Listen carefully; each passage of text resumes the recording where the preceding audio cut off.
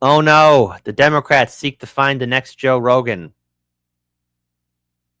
Can they even stomach the next Joe Rogan? I know, Democrats looking for the next Joe Rogan. You had Joe Rogan. It was Joe Rogan. Anyways, shout out to Case Study QB. Follow him on all of his social medias. He's doing some good stuff. I know, they're looking for Joe Rogan. All right, there's no doubt that podcasts and influencers played a pivotal role in shaping the 2024 election. Shows like the Joe Rogan Experience certainly helped Donald Trump and Republicans connect with millions of Americans, including key swing state voters and younger audiences. And now Democrats are looking to replicate that model. According to the New York Times, liberal strategists are pushing the party's rich backers to help assemble an army of left-leaning online influencers to create their own podcast empire. But as the Time notes, right-leaning touchstones like Rogan's podcast were not built by political donors and did not rise overnight. So can the party really podcast their way back into power? What do you think of that line? Oh, God. Look, I know I did a video segment with Tim Dillon schooling CNN. Can I just be honest with all of you people here that are watching right now? Everybody that's tuning in right now, listen to me and listen to me well, you lovely, beautiful people out there in the ether, in the space. Breathe in, breathe out. Breathe in, breathe out. All right. Yes, there's a new wave of media. But see, there's a reason why Trump was able to succeed as much as he did, because yes, there is a new online media space. But the Democrats could have taken advantage of it too if they wanted to, but they chose not to. And remember, as much as you have Democrats crapping on Joe Rogan, which they did a lot of, especially during the 4 years under the Biden-Harris administration, I mean, instead of just constantly bullying and harassing and constantly smearing, slandering, all that kind of stuff, they could have just, let go and just be like, all right, well, he has the most popular podcast. Let's show up on a show. I mean, really, you catch more flies with honey than with vinegar. But you just can't create something and then assume that, oh, it's going to just be for you, because that's what MSNBC and CNN and ABC, CBS, that's the New York Times. I mean, come on. They're all for the Democrats, right? I mean, constantly they were buttering up and wanting to have full access to the Democrat Party. It's not about, hoping to get a Joe Rogan again. It's just more of, your messaging really sucks, Democrats. And Kamala, she did have the opportunity to go on the Joe Rogan show, and she farted it away. Podcast her way back into power. It was powerful. Yeah. Powerful line. A lot of them. Beautiful. Beautiful. Yeah, Jason is back with us. So first of all, give us this. First, I mean, your take on this theory that somehow if you had the right podcast, it would have landed better. Voters would have reacted differently. Because I'm old enough to remember Joe Rogan coming out in support of Bernie Sanders. I know. When the Democratic Party was like, we don't want to have anything to do with Bernie Sanders. If they would have at the time said, okay, let's see what this populist message is, and if it does resonate with voters, maybe Joe Rogan today would be right. The Joe Rogan of the left. The Joe Rogan of the left. They had He. God, they're so stupid. the Joe Rogan of the left. Yeah. He endorsed Bernie, but it's a little weird to try and reverse engineer it this way. Right. And I'm not saying I don't want somebody to give me lots of money. I want. You know what? That reminds me. Shout out to Mastermind Hour. They'll just make an AI Rogan and tint him yellow. You know what? You know what they're gonna do? You know what they're gonna do, Mastermind? It's gonna be like that episode of Black Mirror where there was a guy who created a AI character, like a VR kind of person, and then it later became like the prime minister of the country. Yeah, that's what we're gonna see. We're gonna see that. We're gonna see that. All right. That's what we're gonna get. That's what we're definitely gonna get. Somebody, I have a podcast. You'd accept the job. I would accept it. But it's a little weird to reverse engineer it. It's like kind of like you want to write a book, but you make a movie of it first to write the book. Right. It's like not the natural order of things a little bit. I do understand wanting to right some of the wrongs from 2024. Yeah. Because 2024, I mean, one, there was Joe Biden. Fat Tony wants to be the new Joe Rogan. Well, you know what? Cenk had the opportunity, okay? He had his own separate opportunity. Like I said, folks, I think there's going to be a big change very soon. Biden as president, who was not doing interviews with traditional media, and certainly was not like sitting down for podcasts. Yeah. And then Harris was in there with a very small campaign where she had time to run it, and it kind of became a world where these people were not even thinking about sitting down. That was the Democratic Party. And I understand the impulse. You want to like get a little bit younger. You want to seem a little bit younger. But if you are 24 years old right now and you are maybe voted in the first election, this last election, your only idea of Democrats is Joe Biden. Like the two presidents you kind of remember now or were engaged in during the time they were in office were Trump and Joe Biden.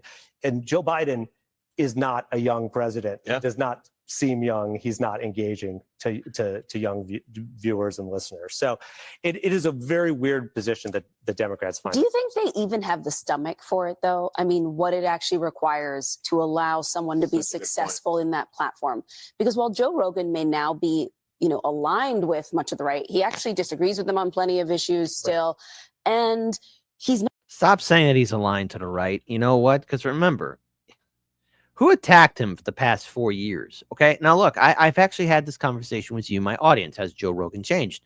And I would say, yes, he has. And there's some other things which he hasn't changed on. But, if you're constantly being called right wing or Trump supporter, all this, because I've been called right wing, I've been called a Trump supporter, even though I support third parties and independents, it gets to you. It really does. I mean, I'll never forget. I think it was two years ago.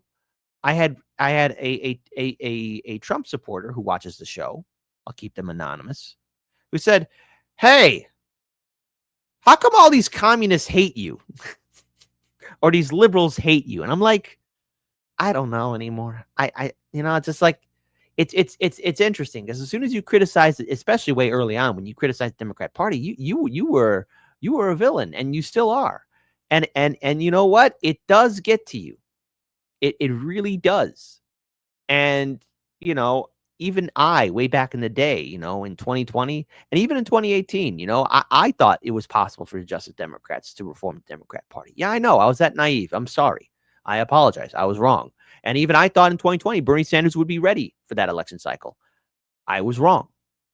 I was horribly, horribly wrong. And there's nothing I could say or do to ever rectify that, or just, actually there is, just not vote Democrat. There you go. But that's what happened.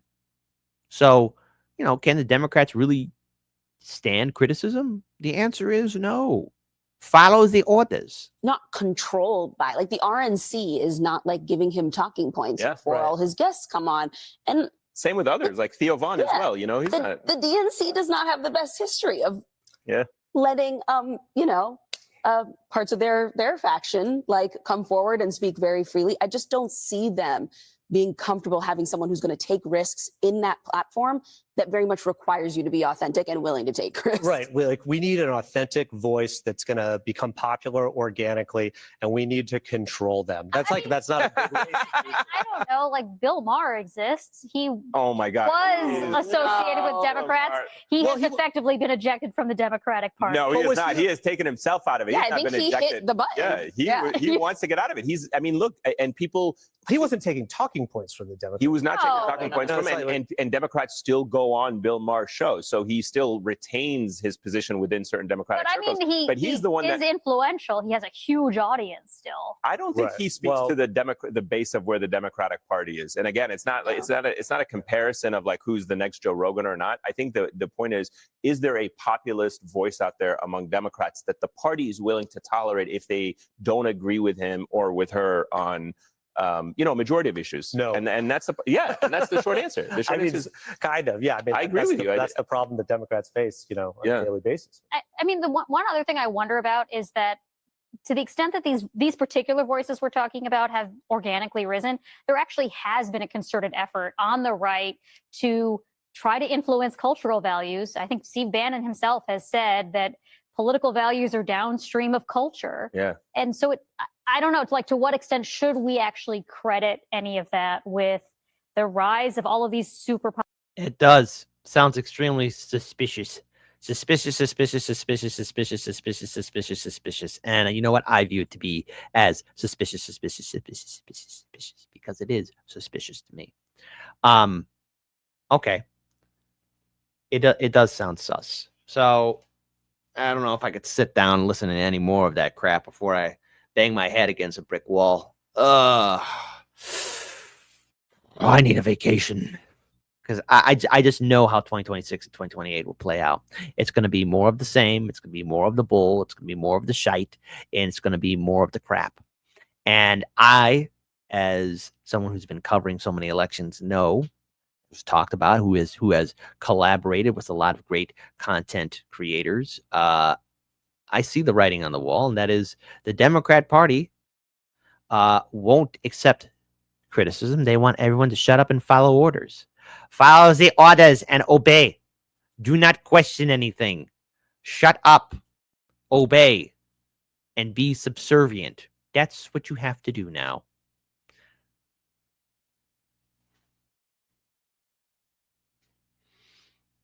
You can't create a Joe Rogan of the left. It has to come up organically. And the thing is, there have been organic independent media networks that have risen up. But yet now they're being censored and suppressed on all social media platforms. And I'm even include those on the right and libertarians too. They have also been suppressed. So you want to know why there isn't a large organic voice that, and here's the thing, even if it's manufactured, people, I like to think that people are now a little bit more self-aware to see a industry plant. Again, you know, people do fall for it though. You know, not a lot, even this day and age, there's not a lot of people who are fully literate. And and the thing is, when it comes down to politics, this is a very kind of niche area. You know, the vast majority of people are just trying to live their lives. And a lot of people could get suckered in by it, but I like to think that maybe now people are kind of becoming more literate, maybe. But, you know, you can't create something. It's got to start small. This can't be just gigantic with, like, you know, 8 to 20 cameras. It's got to be real. So, you know, Democrats, you did have your Joe Rogan. It was Joe Rogan. What's it like now that you realize that you crapped the bed and everyone's looking at you?